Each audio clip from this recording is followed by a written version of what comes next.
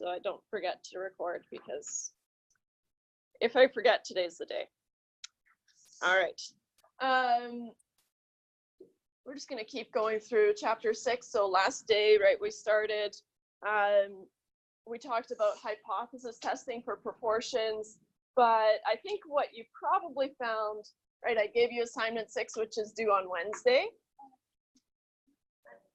Oh, I don't have any, for some reason, I don't have any extra copies of assignment 6, but after class, I can print you some copies. So if you don't have a copy of assignment 6, it is posted on Moodle, but I can just grab a copy after class. So we talked about hypothesis testing for one sample proportions, and what we said was, okay, well, at this point, we're pretty comfortable with hypothesis testing and confidence intervals, right? We added that extra layer of checking our assumptions for proportions, but that was about it. And so we went through and we did example, well, 1 and 2 together, and we just used the proportions from the test, right? How many people wrote this question? How many people wrote that question? That type of thing, right? So proportion is just the number who did some category, right? Or the number in some category. And so today, we're going to keep going and do the confidence intervals for one sample proportions, but all pretty straightforward, right? Once you've seen the formula for the confidence interval, and we talked about the assumptions that we have to check for the confidence interval last day, and so there's nothing really new.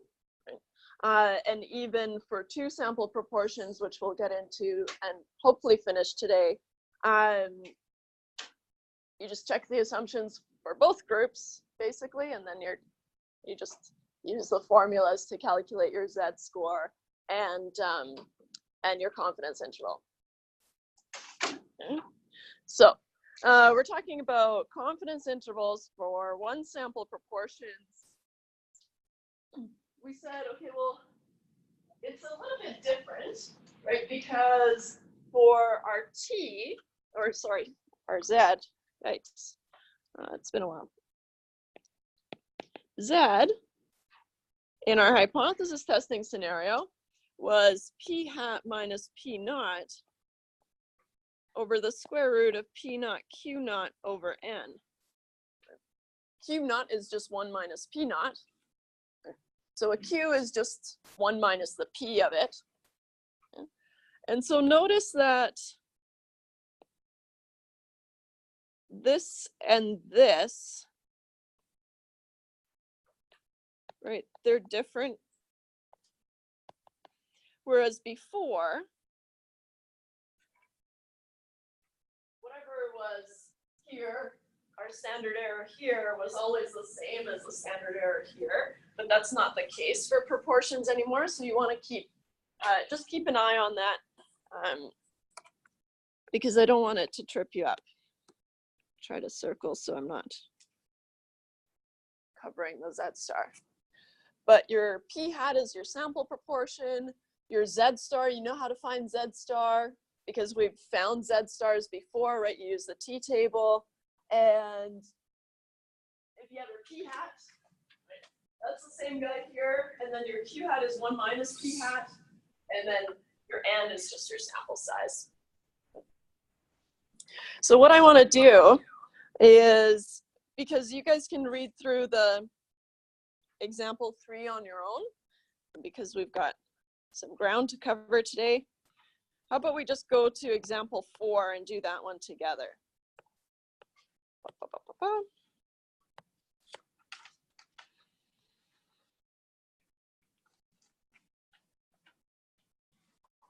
And because it's fun, because it's different from the test data.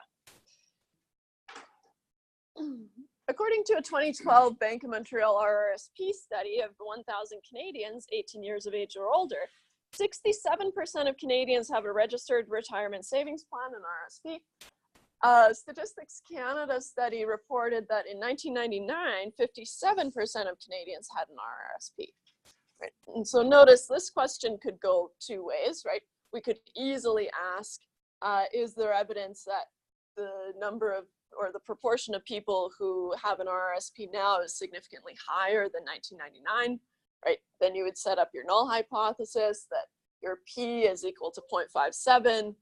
You suspect it's higher, right? In this case, we're just going to do a confidence interval. But yeah, same information for testing a hypothesis. So right here, example 4, oops.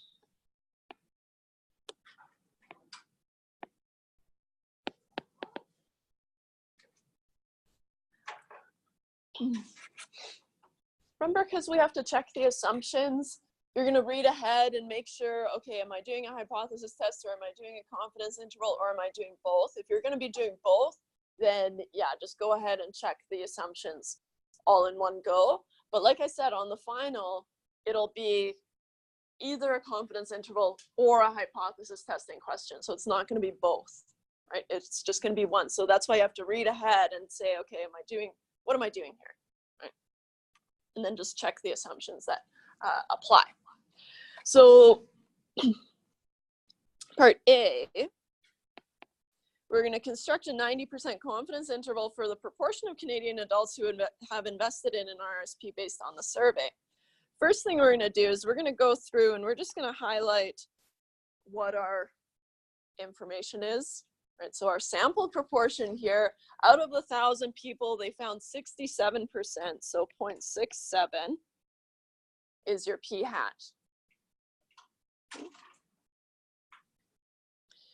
Your sample size is 1,000, so n is 1,000.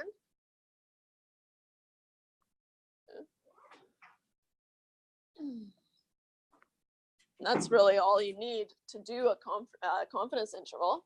Right? If we had to, then this would be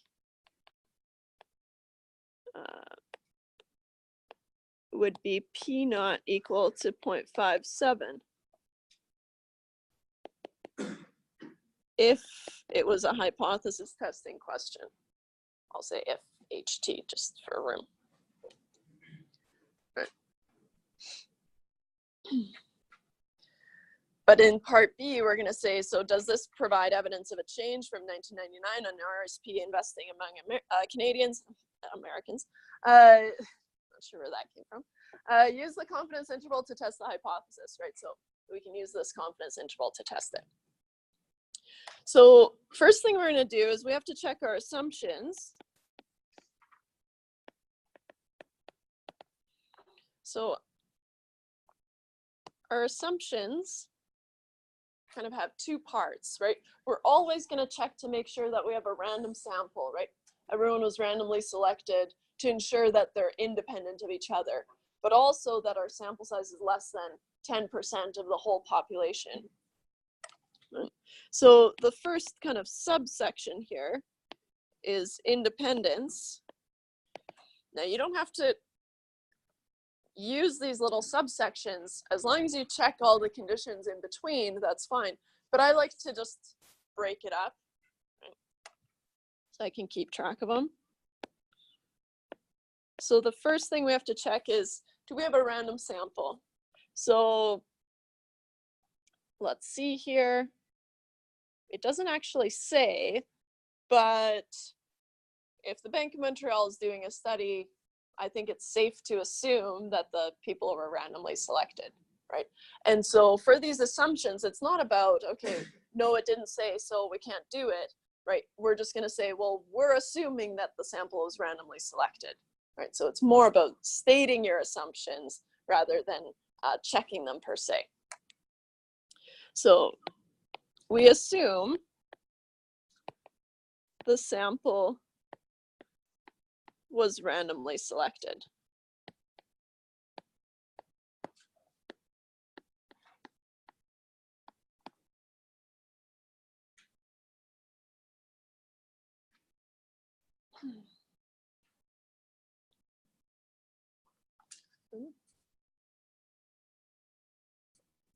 n less than 10% condition, right? Is it reasonable to say, so we collected a sample size of 1,000 Canadians 18 years of age or older. It's reasonable to say that that's less than 10% of all Canadians 18 years of age or older. Right? And so it is reasonable to assume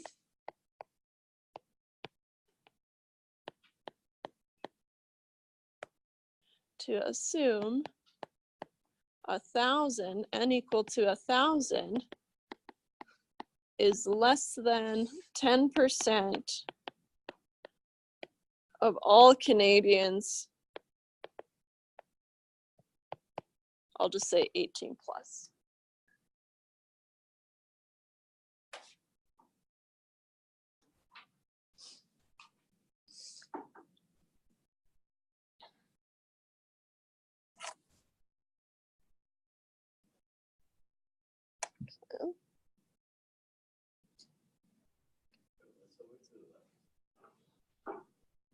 This way?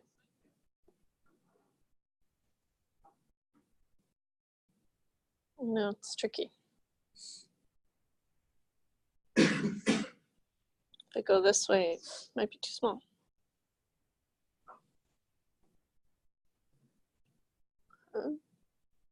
So now we've checked the first chunk, and we always check those conditions regardless of if we're doing a hypothesis test or a confidence interval, right? And so now we're checking normality, which that's where we kind of change paths depending on if it's a confidence interval or a hypothesis test. For a hypothesis test, right, we just checked that n times p naught was greater than 10 and n times q naught was greater than 10. For confidence intervals, we talked about, okay, well, for normality, we have to check that n times p hat.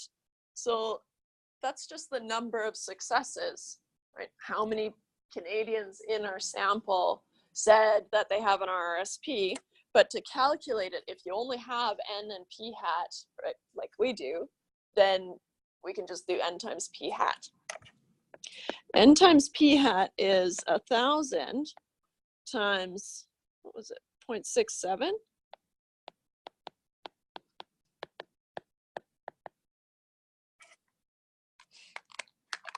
670, which is greater than 10, and I just throw in a check mark. And then 1 minus 0.67 is your q hat. So n times q hat is 1,000 times 1 minus 0.67, just to show you where it came from, which is 1,000 times 0.33, which is 330, which is also greater than 10. Like I mentioned last day, right, these assumptions are always going to check out, whether you say, hey, this is something that I'm assuming, or if you're checking something like this, it will check out, right? It's just a matter of you putting it on paper and saying, I've looked at this, everything's all good. Okay. That's your q hat. Because it's the 1 minus 0.67 is 0.33.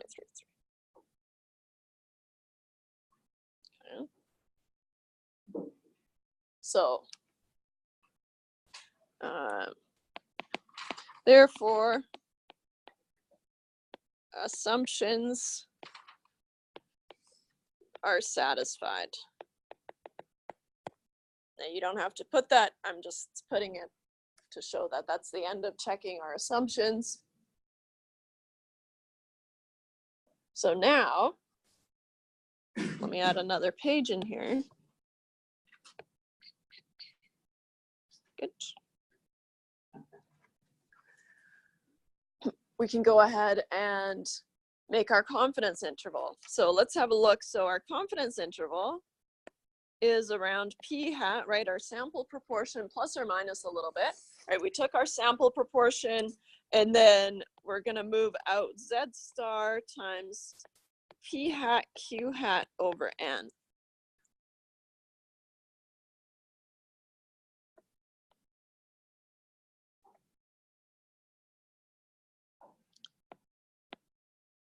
need Z star for it was a 90% confidence interval. Yeah, 90% CI, confidence interval.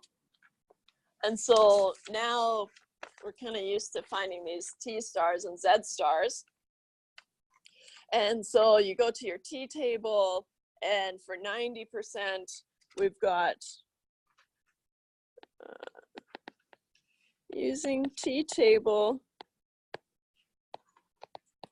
we find Z star is 1.6, oops, 6, come on, 4, 5.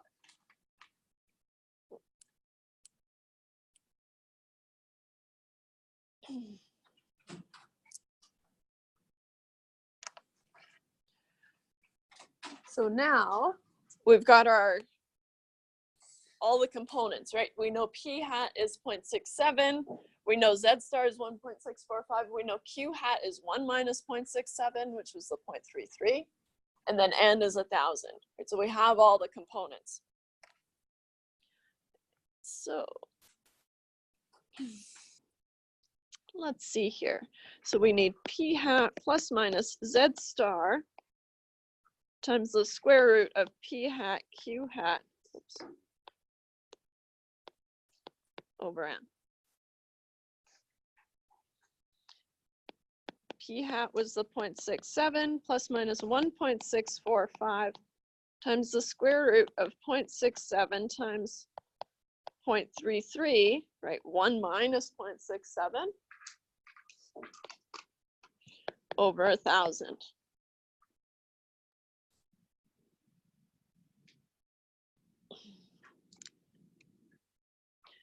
So we'll start in the square root and go 0.67 times 0.33.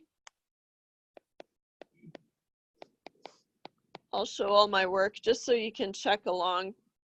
But as long as you've filled in, so shown me the empty formula, filled in the values, and then gone to just where you found the margin of error, that's good. So 0.2211 divided by 1,000.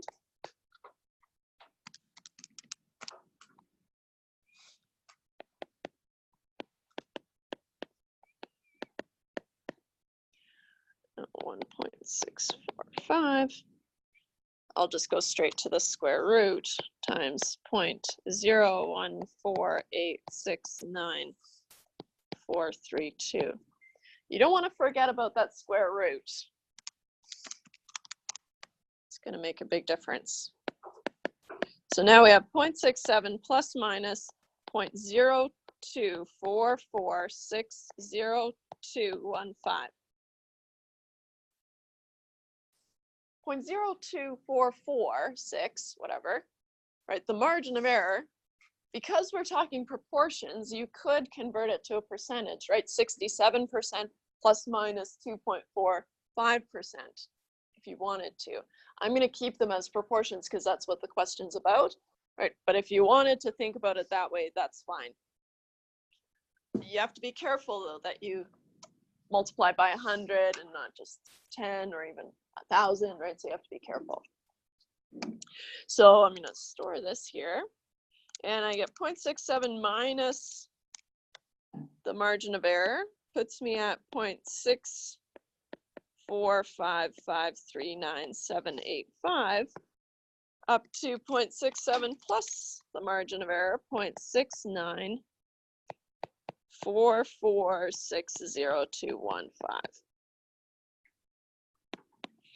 Or let's go to, I don't know, 3 decimal places, just in case.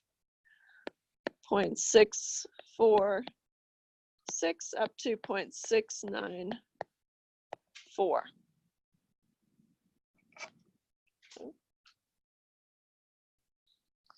Keeping in mind that we're talking about the proportion of Canadians who have an RRSP, right? Now we have to interpret the interval. So now we can say the same blurb. We are 90% confident the interval from 0.646 to 0.694, or 64.6% to 69.4%, if you prefer, captures the true proportion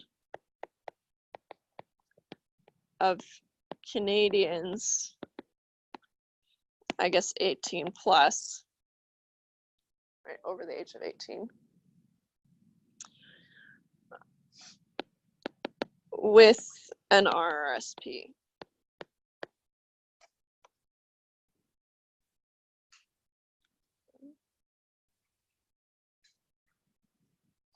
So if we go back to the question, so it said, construct a 90% confidence interval for the proportion of Canadian adults who have invested in an RSP, right? And so we're 90% confident that this interval captures the proportion of Canadian adults who have invested in an RSP. Right? So part B, does this provide evidence of a change from 1999 in RSP investing among Canadians? So if we have to use our confidence interval, right, then what we're looking for is, okay, well, if 57% or 0.57 is in this interval, right, and I saw on the test you guys are really good about doing this, right, making the connection between a confidence interval and a hypothesis test, so that's really good. We're just doing it again, right, but for proportions. And so if 0.57 is inside our interval, then no, there's essentially no change from 1999 to now. But I think 0.57 is outside this range. Sure is. So, and it's all consistently higher, right? So because of that, we can say, okay, well, no, there is a change. And in fact, a higher proportion of Canadians now have an RSP than in 1999. So part B, since 0.57 is not in the confidence interval,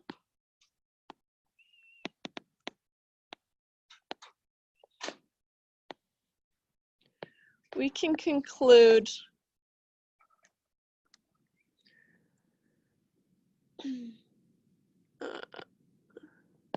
there is a significantly higher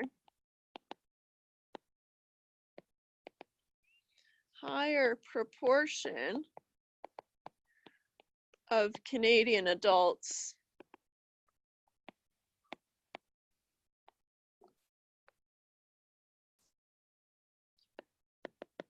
with RRSPs now than in 1999. Something like that.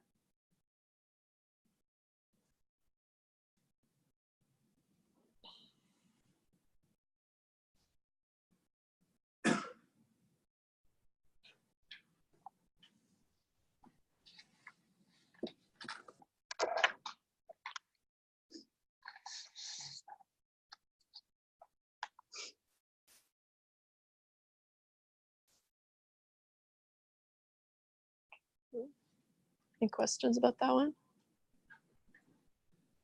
I have a feeling that you've already kind of plugged away at it on the assignment, so good. All right. We'll move on to our sample size calculation. So same idea as before. When we talked about calculating a sample size for one sample mean sigma known, right? It's actually more common to calculate a sample size for a proportion, right? If you want to be able to capture some proportion, then we need to know what sample size we need, right, for some desired margin of error and some confidence level. And so what we said before, right, is, okay, well, same idea. We've got some estimate and then plus or minus our margin of error, right? So if we want to make this margin of error be some value, right, so some desired margin of error, then we can call it M, just like before, and then we can say, well, M is just the plus minus chunks of Z star times the square root of P hat Q hat over N. Then we can rearrange and just solve for N. Notice that this formula is on your formula sheet, right? So you don't have to know where it came from, but it's just a rearrangement of the margin of error. So one problem that you might notice is that, okay, well, N uses P hat Q hat. P hat is your sample proportion. So here, before we've even collected a sample, we're saying, well, you should know the sample proportion. That doesn't really make sense, right? So on the formula sheet, we actually just have P star Q star. So P star and Q star is 1 minus P star, of course. And so what we do is, yeah, if we know something about the proportion, right? If we have already collected a sample and we found a sample proportion, then sure, we can go ahead and use that. And so then we say we have preliminary knowledge about the sample proportion. So then we would go ahead and use that. Otherwise, P star is going to be 0.5. So a proportion, right, is how many in each group. And so a 50-50 split is just assuming that they're equal, right? The two groups that we're comparing. And so using a 50-50 split is really just the most conservative thing that we can do, is just assuming, okay, we don't know anything about the population, so it must be split down the half, down the middle. Okay. So, for example, if we use one confidence interval that we already did, well, you can read through it.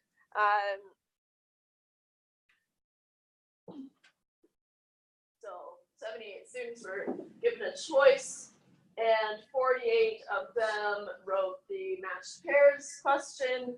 And so construct a 95% confidence interval for the true proportion of students.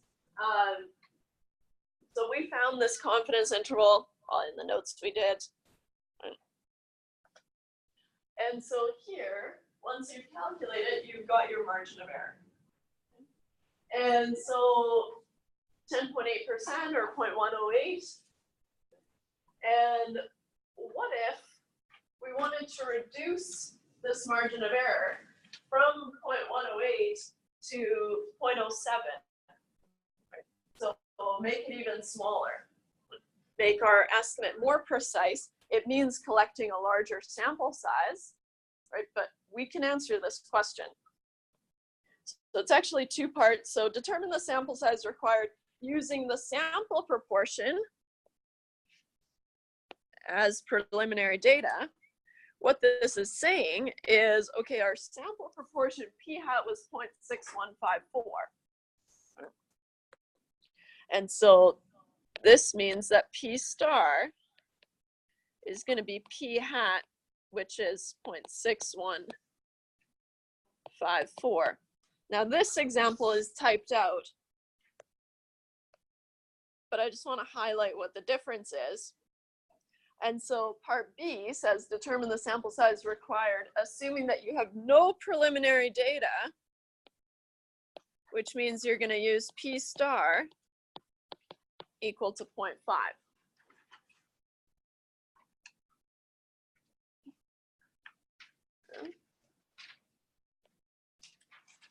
Once you've figured out what you're supposed to use as your P star, right, then it's just a matter of plugging in the values and figuring out, okay, what sample size do you need? One thing here is we must always round up to the nearest whole value.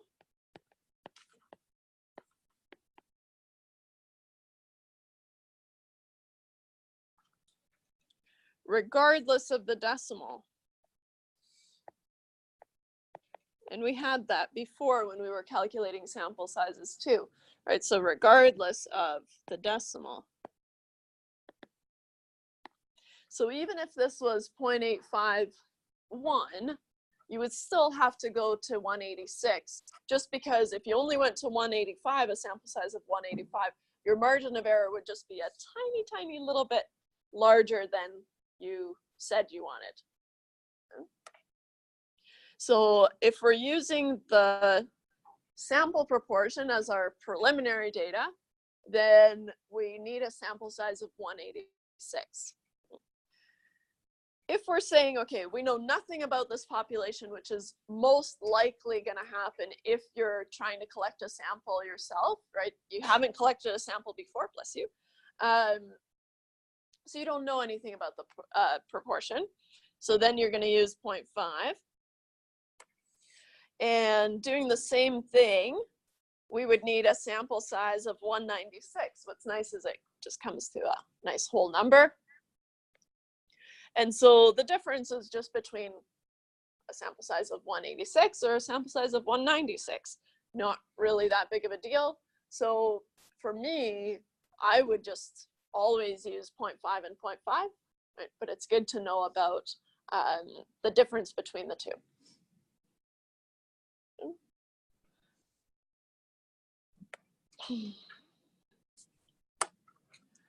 Let's do a little example. So if we want to estimate the proportion P with 95% confidence in a margin of error no greater than 3%, what sample size will be required? So there's no information about the previous proportion being given, right? So this is just you setting out to collect a sample, and you want to be able to report your results with a 95% confidence level and a margin of error of 3%. Right? So what sample size do we need? And throw in a page here. Okay. So I'll say with no prior, or I'll say preliminary data,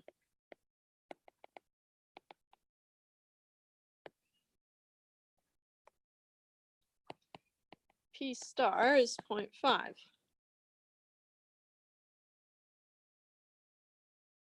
You could absolutely go back to the confidence interval that we just did and figure out, okay, what sample size would I need to change my margin of error to some number, right, that you've picked, using the sample proportion as your preliminary data. But in this case, just because I think it's kind of a quick and easy concept, right, calculating the sample size. So we're just doing with no preliminary data. P hat is 0.5, a 95% confidence level tells me that Z star must be 1.960. And we want a margin of error of 3%, but because all our proportions, right, we can't deal with percentages mixed in with proportions, so we have to bring them all back to proportions, right, because our formulas are in terms of the proportions, not the percentages, which is 0.03. We need to use values as proportions,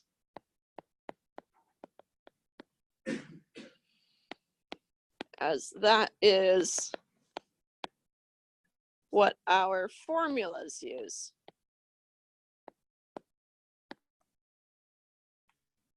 Usually when we talk about proportions, we talk in terms of percentages, right?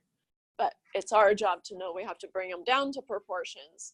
And then if you want to, in your conclusion, you can bring it back up to percentages, but you don't have to. Okay, so we've got N, and this is just from your formula sheet, is Z star. Oh, yeah, I'm looking at the wrong one, but it is Z star over M. Just Just wanted to have it the same as your formula sheet. Squared times P star Q star.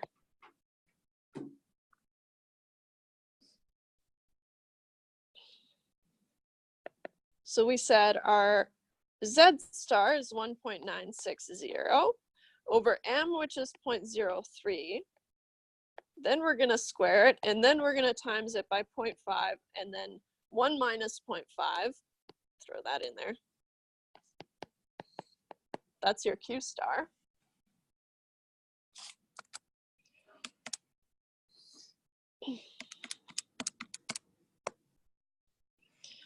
So we get 1.96 divided by 0.03 is 65.33 repeating squared times 0.5 times 0.5 is always going to be 0.25.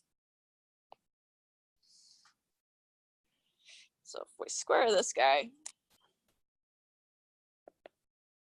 I get 4,268.44 repeating times 0.25.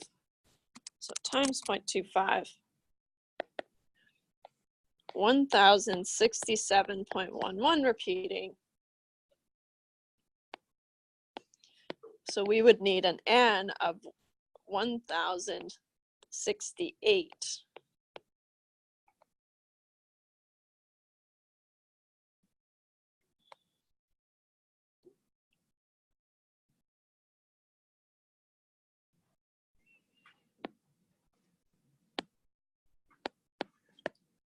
Must round up to satisfy the desired margin of error.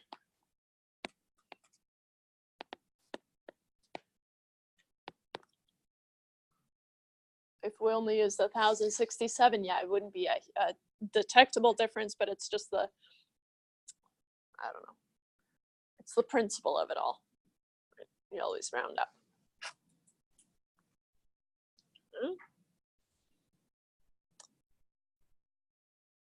Any questions about that one?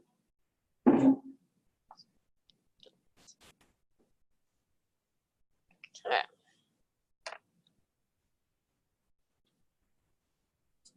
All good? All right. Then let's move into two sample proportions. So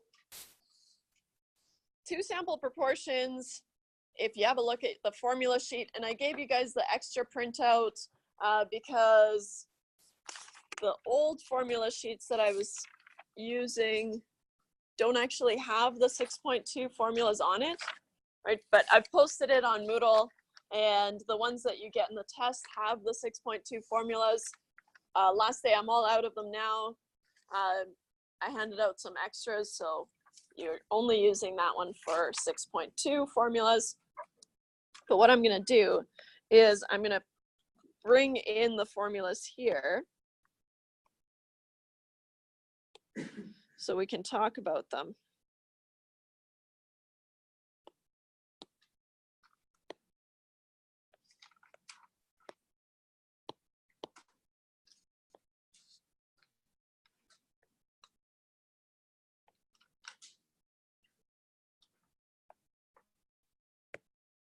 Okay.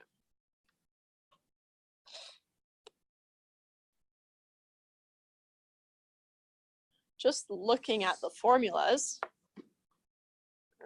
everything is kind of familiar, right? Because just like when we were comparing two sample means, right? Each sample had its own sample size, it had its own mean, it had its own standard deviation, right? And so there's just more information that we have to deal with. Same idea here, right? Each sample is going to have its own sample proportion. We can handle different sample sizes. And so for our confidence interval, let's just kind of start there, but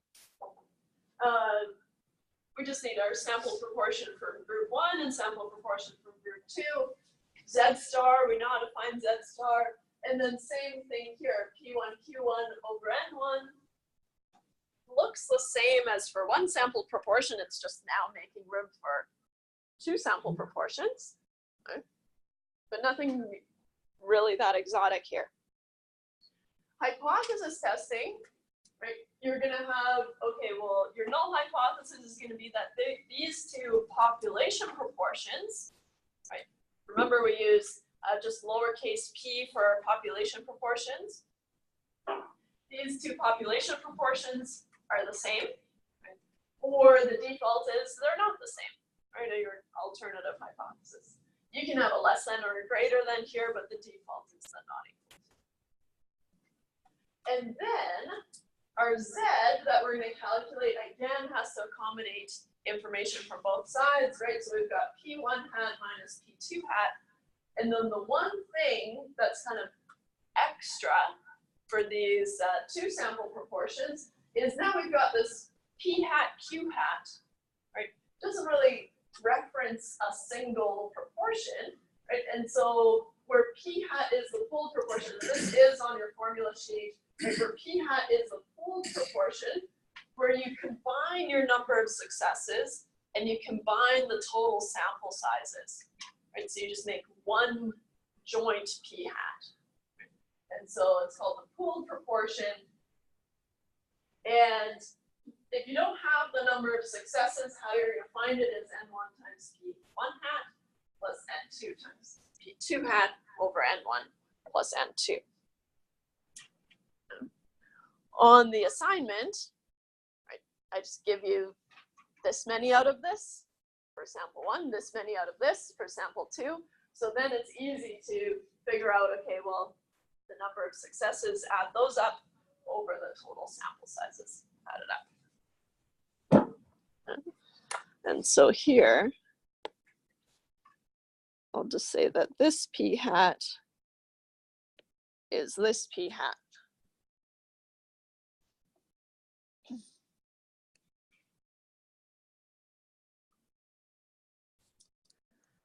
Okay.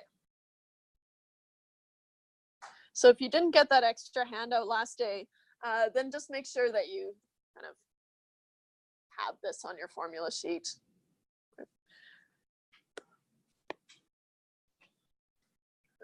But like I said, the one on the test, well, I guess it's just the final left, has it for sure. And the one posted on Moodle has it.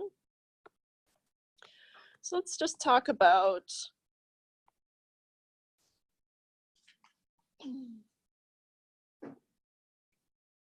we could check to see if there's more than a difference, but we're just going to stick to saying, okay, well, how do these two compare? Are they the same, or are they not the same? Is one less than the other, or one greater than the other?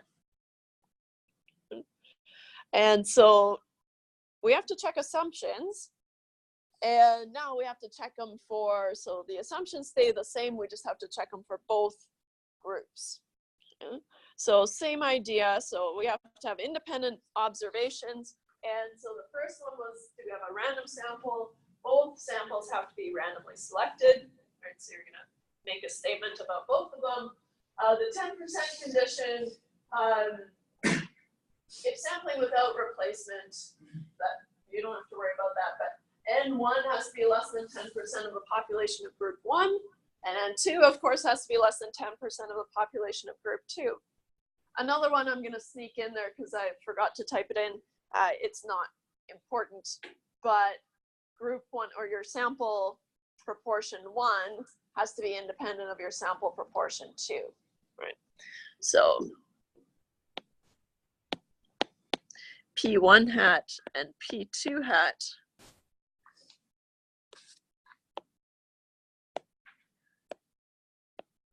must also be independent.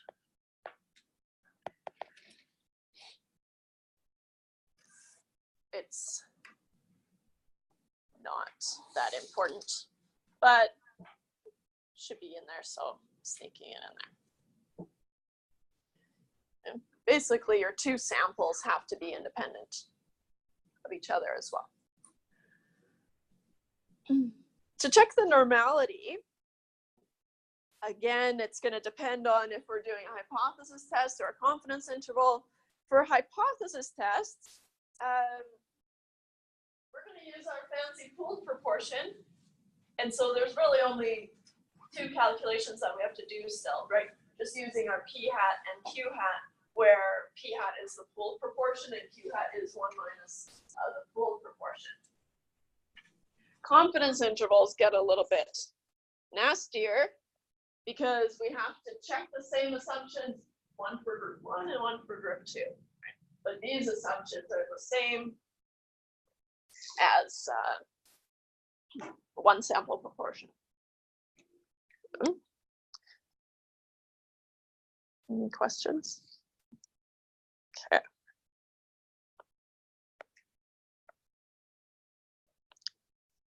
So I've got we kind of talked about it already.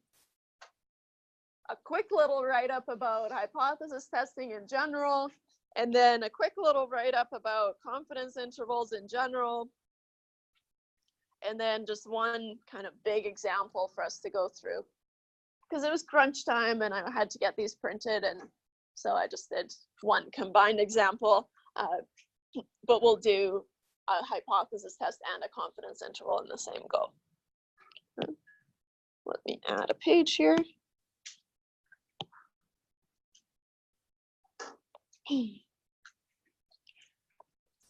A surprising number of young adults aged 19 to 25 still live in their parents' home. Okay. A random sample by the National Institute of Health included 2253, so 2,253 men and 2,629 women in this age group.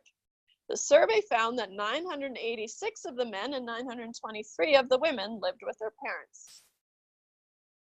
Okay. So we're just gonna kind of group this information. So let's say group 1. Let's make that the men just because they're listed first. So N1 was 2253. Like I said, the number of successes, so usually for two sample proportions, I tell you that 986 out of 2,253 men lived at home. Right? And so then you have the number of successes, which we haven't been using the notation that much, but we use X1 as our number of successes, 986. In this case, a success is someone who lives at home because that's what we're interested in knowing something about. And then for our group 2, make that the women, our sample size for group 2 was 2629, and the number of successes for the women was 923.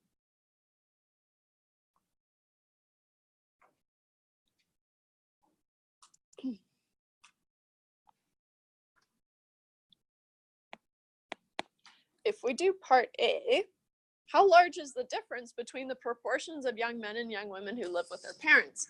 Basically asking us, okay, calculate the proportions and find the difference between the two, right? Which is going to be what we use in our Z-score calculation, but also in our confidence interval as our estimate for this.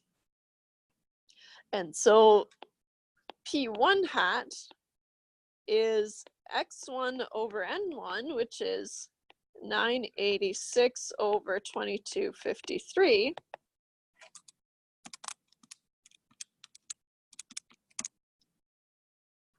I get 0.437638704.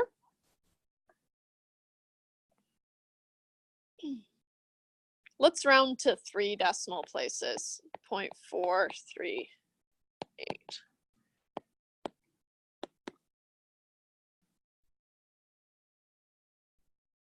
That means we have to round our P2 hat to 3 decimal places as well, right? So P2 hat is X2 over N2.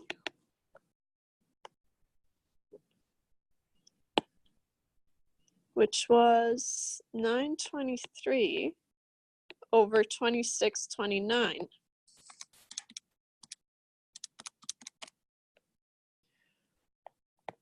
0.351084062, which is roughly 0.351, again, to 3 decimal places.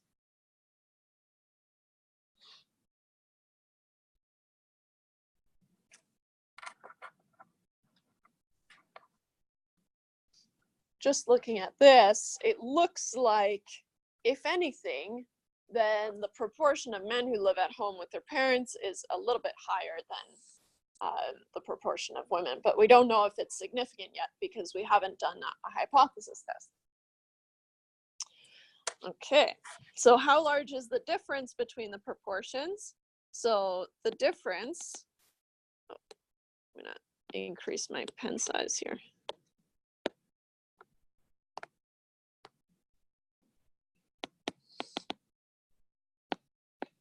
The difference is going to be P1 hat minus P2 hat, which is 0.438 minus 0.351.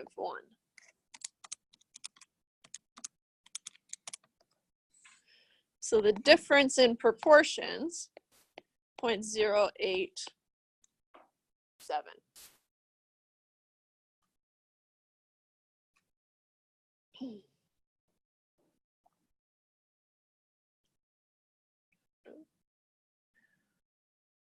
So now we can go on to part B and probably part C. So part B asks, is there evidence that, that there is a significant difference? So we don't care if one is less than the other, right? We just want to know if there's a difference in the proportion of men who live in their parents' homes compared to women. Part C asks us to make a confidence interval, right? So we already know, just reading ahead, we know we're going to have to do a hypothesis test and a confidence interval.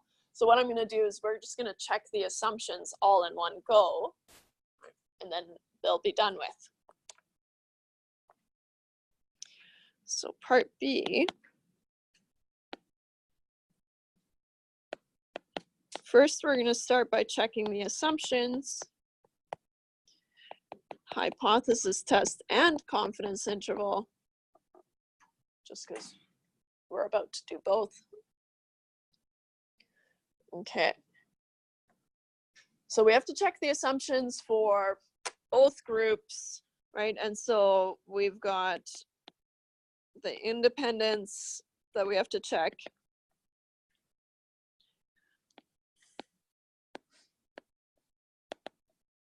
First, we have to argue that these were random samples. It might even say in there, a random sample collected by the National Institute of Health.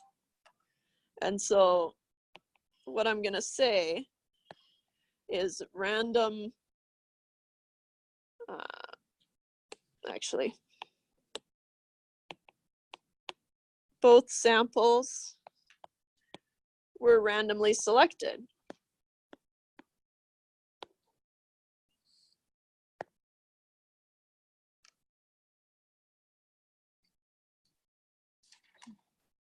Because it says so.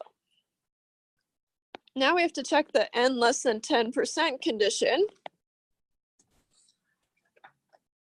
Is sample size of 2,000 whatever, what are they calling them? Young adults, less than 10%. It doesn't even specify a country, presumably the States, but who knows? Right, so a sample size of 2,253, yeah, that's less than 10% of young adult men. So I always start with, it is reasonable to assume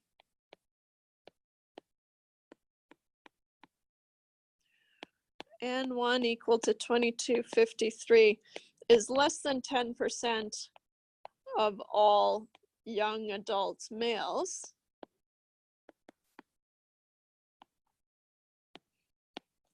And N2, which is, what was it, 26, 29? Is less than 10% of all young adults. Oops.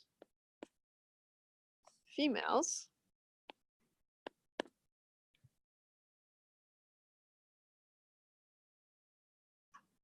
So you just argue it. Sometimes even if it's not reasonable to assume it, I still say it's reasonable to assume because you can argue with that.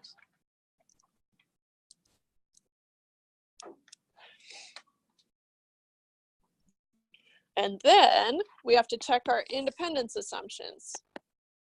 Oh, sorry, normality.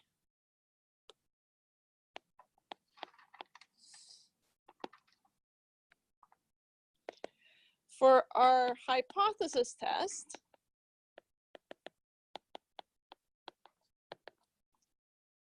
we first have to find our p hat, right? The pooled proportion.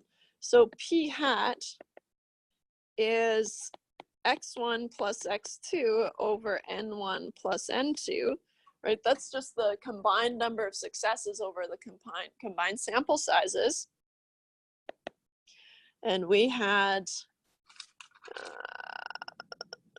986 plus 923.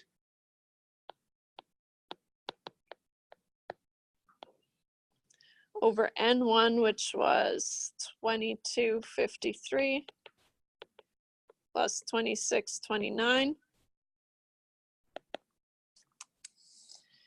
986 plus 923, 1909 over 2253 plus 2629, 4882.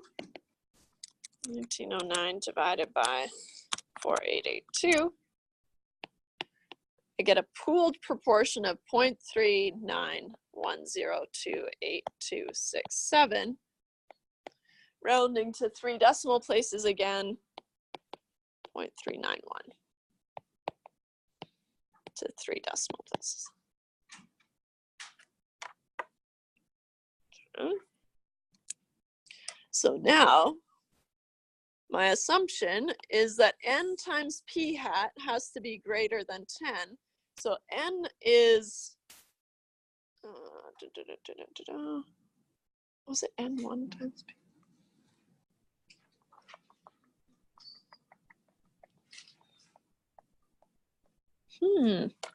I think I might have missed or skipped one rather.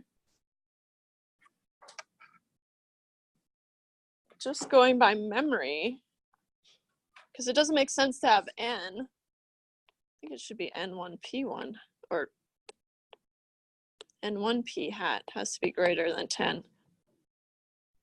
n1q hat has to be greater than 10. n2p hat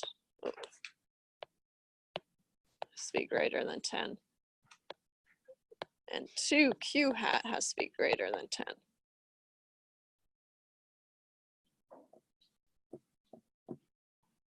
Because where are you going to get one n from?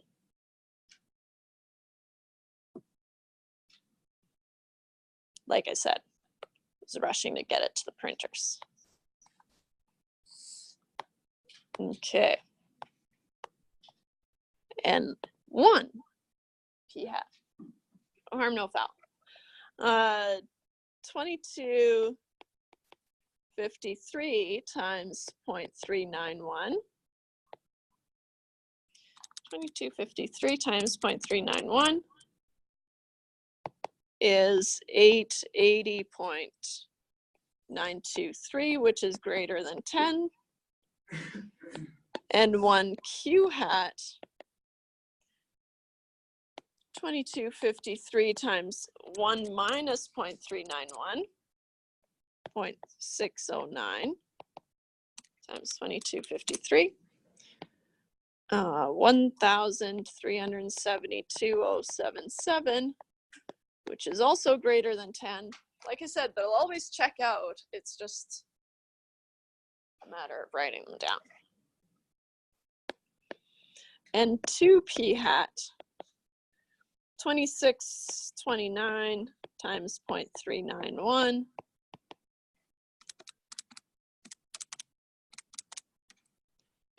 Is 1,027.939, which is also greater than 10, and then N2P or Q hat. 2629 times 0.609.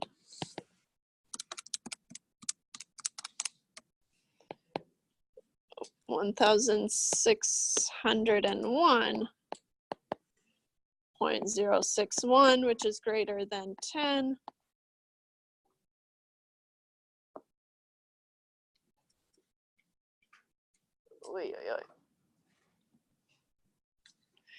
So that's for the hypothesis testing.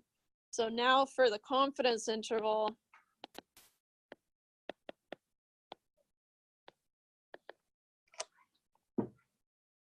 we have to check that N1,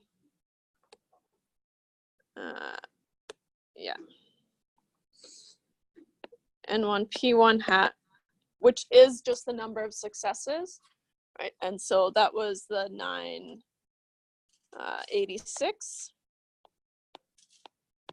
is more than 10. N1 Q1 hat is 2253 minus 986, right? That's the number of failures. 1267 minus is greater than 10. Maybe I'll show what I did there.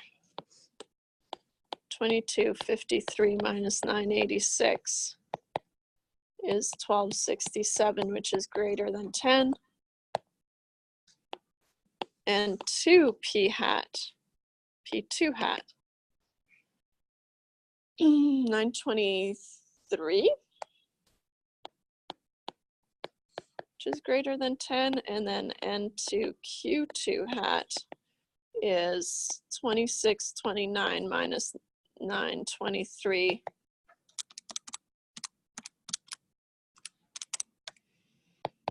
1,706, which is greater than 10.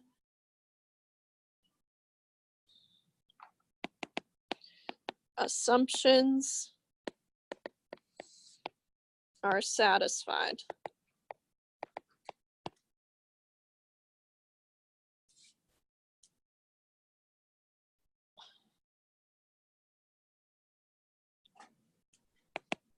Now we can do part B.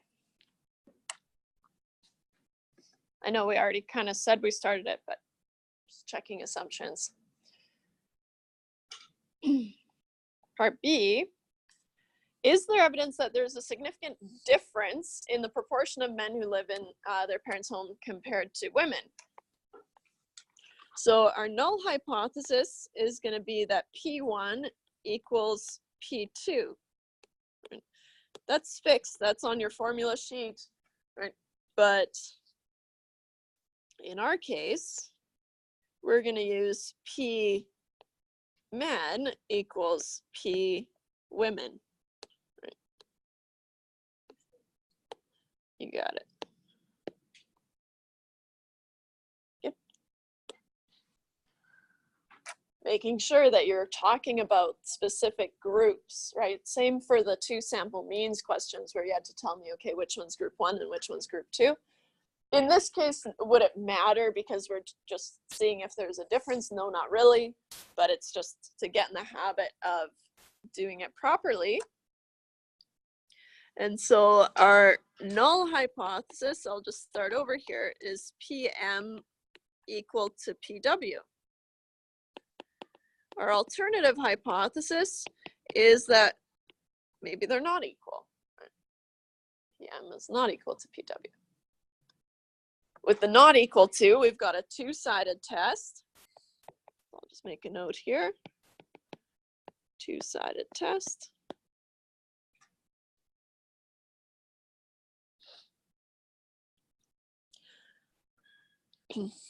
Now we can do, I guess this is our step 1. State the hypotheses. By now, I'm just jumping into it. You guys know the steps. Step 2, do the test, where we're going to calculate the z-score that's on our formula sheet, P1 hat minus P2 hat, all over the square root of p hat q hat times 1 over n1 plus 1 over n2.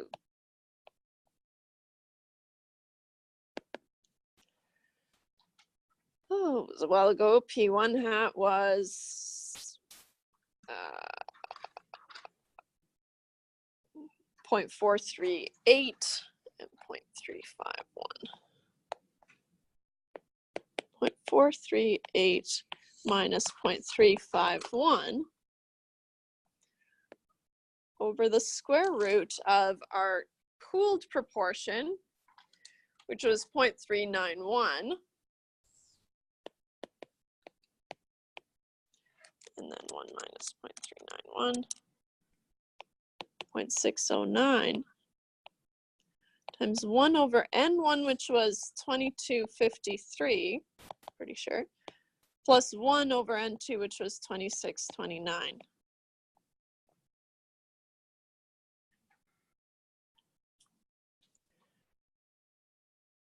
It's not hard, you just have to be really careful, right? So 0.438 minus 0.351, oops, 0.438 minus 0.351, we said was 0.087 over 0.391 times 0.609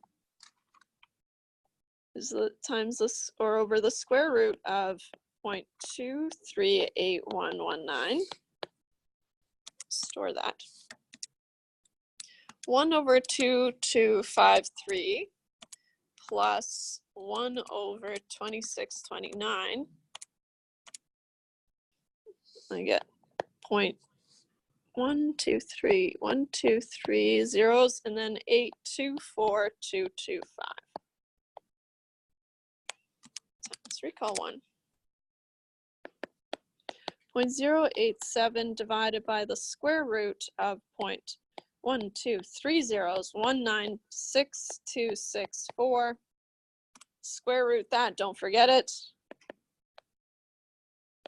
0.087 divided by 0.014009416. 0.087 divided by that guy. I did it again, I think. I get 443, which I am pretty sure is not right.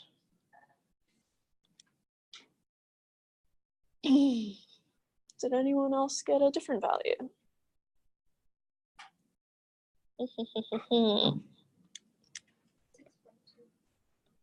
Sounds more reasonable than 443.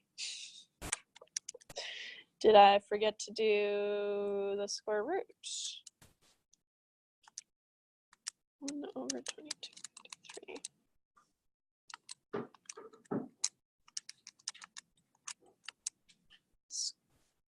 Times, recall one. Square root that.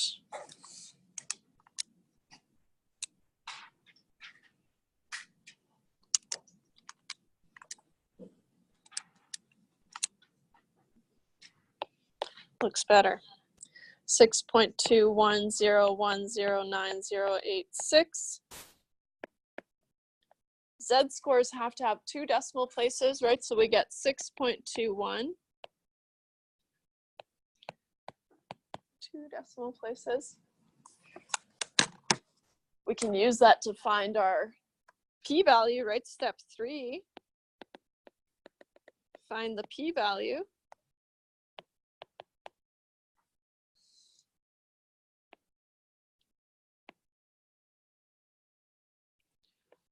We've got Z is centered on 0. We found a value of 6.21. The area in the tail here is approximately 0. We do have a 2-sided test, right? But something itty bitty times 2 is still going to be itty bitty. Right? And so here, at negative 6.21, right? This is also approximately 0.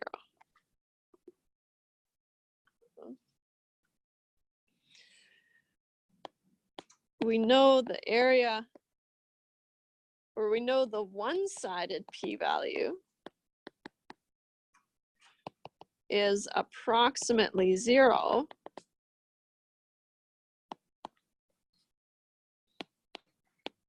so the two-sided p-value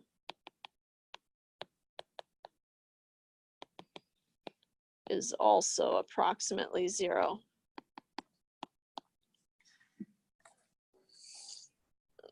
That's not a far reach.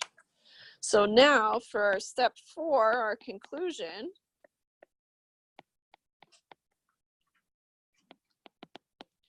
Since our two-sided p-value is approximately 0,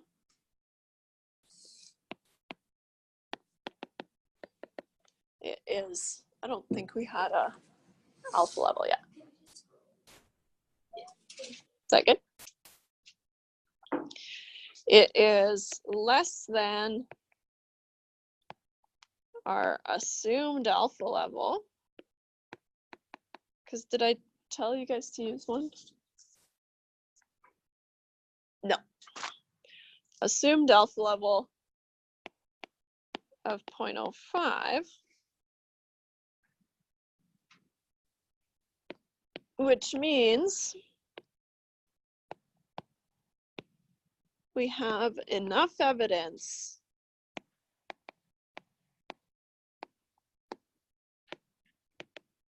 to reject H naught in favor of HA.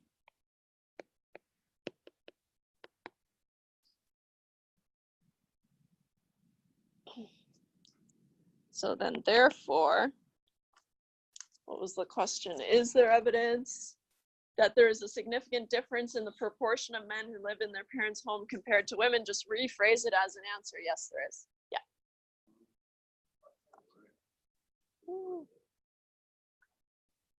0? Since our two-sided p-value is approximately 0, is that the one? I'll clean it up.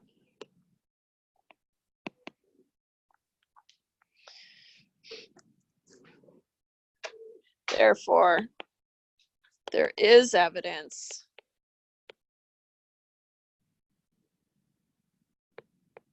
of a significant difference in the proportion of men who live at home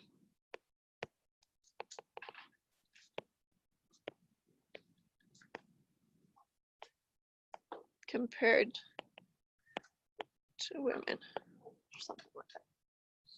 What I'll do is I'll write out the solutions to the confidence interval, right? But because we've checked the assumptions, there's nothing really new going on there.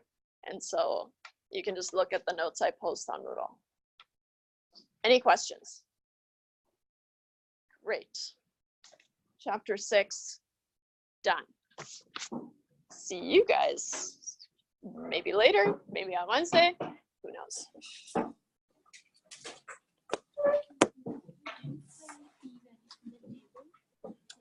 Yeah, so here, because we had a Z, right, we found a Z of, here, 3.49, that's our biggest one. And so we found 6 point something, right? And so the area in the tail is going to be very, very small, approximately 0. That makes sense? So when I did Yeah, this, I was like, oh, very impressive. I just followed your notes and I thought the N was like these numbers. Do I need to redo my? Oh, no, that's fine. That works. Okay. Yeah, Okay. Do I have to redo this? like, what? Yeah. No, you're good.